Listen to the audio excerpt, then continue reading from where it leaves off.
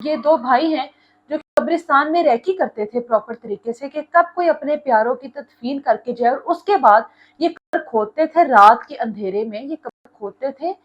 کسی کی بھی جو تدفین ہوتی تھی اس کا بے جان لے کر اپنے گھر چلے جاتے تھے۔ وہاں پر لے جانے کے بعد اس کے ٹکڑے کیے جاتے تھے، گوشت کو الگ کر لیا جاتا تھا، ہڈیوں کو الگ کر لیا جاتا تھا، اور اس کے بعد گوشت کو میں سبزی ڈال کر، مسالے ڈال کر پراپر طریقے سے اس کو پکایا جاتا تھا، اور یہ دونوں بھائی مل کر اس کو کھاتے تھے۔ دونوں بھائی یہ عادت بن چکے تھے انسانی کو کھانے کے لیے، یہ اس حد تک گر چکے تھے کہ تقریباً 100 سے زیادہ قبر انہوں نے کھودی، 100 سے زیادہ کسی کے پیاروں کی انہوں نے اس طریقے سے بے حرمتی کی، ان کی قبروں میں سے ان کو نکالا، تازہ جو ہوتا تھا اس کو لے کر جاتے تھے، جس کی اسی دن تدفین ہوئی ہوتی تھی اس کو لے کر جاتے تھے، اس کے ٹکڑے کرتے تھے اور اس طریقے سے اس کو پکا کر دونوں بھائی کھا لیتے تھے، اور یہ ہمیشہ اس انتظار میں ہوتے تھے کہ پاکستان میں کب کوئی اس طرح کی قبر دوبارہ سے نئی کھودی جائے اور اس میں تدفین کی جائے۔